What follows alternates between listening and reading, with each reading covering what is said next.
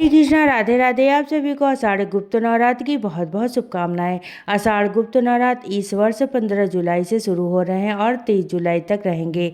आज की वीडियो में हम जानेंगे कि गुप्त नवरात्र की सरल पूजा विधि घर पर हम कैसे कर सकते हैं। देखिए, गुप्त नवरात्र का पूजन विशेष साधनाओं की प्राप्ति के लिए किया जाता है। ग्रस्त मनुष्य अपनी विशेष मनोकामनाओं को पूर्ण करने के लिए गुप्त नवरात्र का पूजन करते हैं। गुप्त नवरात्र का पूजन की बहुत ही सरल विधि आज के वीडियो में मैं शेयर कर रही हूँ। तो देखिए, गुप्त नवरात्र के दिन यानी कि 15 तारीख को 15 जुलाई को सुबह सुबह स्नान आदि करने के बाद आप एक चौकी लगाएंगे। चौकी पर लाल रंग का वस्त्र बिछाएं, फिर उस पर माता रानी की फोटो या मूर्ति जो भी स्वरूप आपके पास है उन्हें विराजमान करें।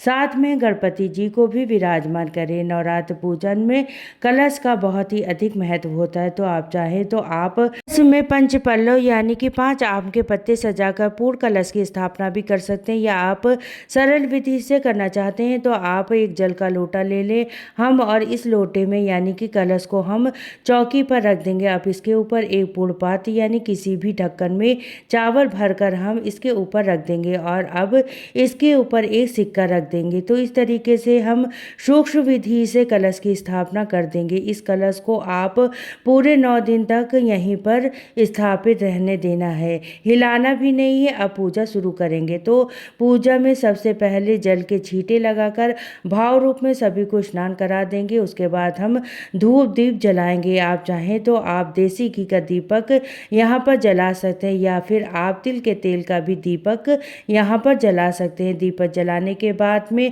हाथ जोड़कर हम संकल्प करेंगे, हे माता रानी, मैं आज से 9 दिन तक प्रतिदिन आपका पूजन करूंगी या करूंगा।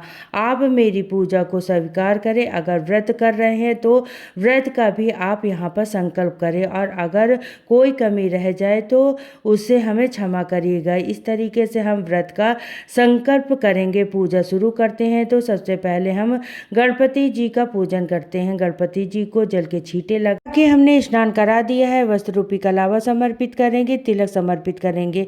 तिलक पर आप अक्षर लगाकर गणेश जी का पूजन हो जाएगा। इसके बाद माता रानी को हम वस्त्र रूपी चुंदरी चढ़ाएंगे। चुंदरी ना हो तो आप कलावा भी चढ़ा सकते हैं। इसके बाद फिर हम तिलक समर्पित करेंगे। तिलक पर आप अक्षर जरूर से समर्पित करिएगा। कलश का भी पूजन करेंगे। तो कलश पर कंठ पर पहले ही हमने मौली बांध दी थी, अब हम तिलक लगा देंगे, और दिए को भी हम तिलक जरूर से लगाएंगे। तो इस तरीके से हम पूजा कर लेंगे। फिर हमें फूल समर्पित करेंगे। देखिए, अगर आपके पास फूल है तो आप फूल जरूर से समर्पित करें। अगर फूल नहीं है तो कोई बात नहीं, बगैर फूल के भी आप पूजा कर सकते हैं। उसके बाद फिर से हम भोग समर्पित करेंगे। तो भोग में हम बतासे का भोग नवरात्र में बहुत ही शुभ होता है। तो आप बतासे का भोग जरूर से ले आए। यहाँ पर हम भोग के लिए बतासे ले आए हैं। साथ में हम फलों का भी भोग लगाएंगे। तो जो भी ऋतु फल आपको मिल जाए आप उनका भोग जरूर से समर्पित कर दें। भोग समर्पित करने के बाद हम दक्षिणा समर्पित करेंगे, क्योंकि दक्षिणा पूजा में रही कमियों को पूरा करती है। तो यथा संभव हम दक्षिणा समर्पित कर देंगे। 9 दिन के लिए एक बार हमें समर्पित करेंगे।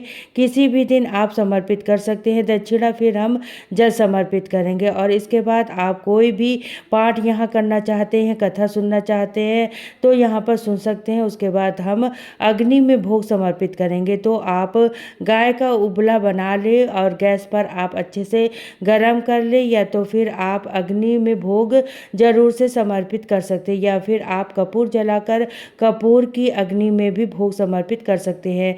तो यहाँ पर मैंने कपूर ले लिया है। कपूर को किसी भी पात्र में रख के हम कपूर को जलाएंगे। कपूर हमने जला देंगे। इस तरीके से अग्नि में हमें भोग समर्पित करना है।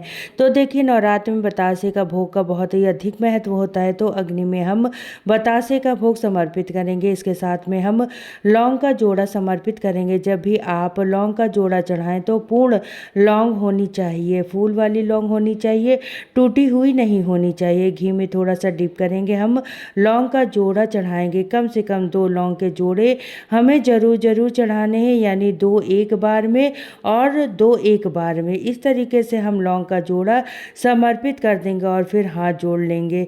इस तरीके से पूजा करने के बाद में फिर हमें आरती करनी है। तो जो भी दीपक आपने जलाया है आप उससे भी आरती कर सकते हैं, और अगर आपने अखंड दीपक जलाया है तो फिर आप अलग से कपूर जलाकर आरती करेंगे।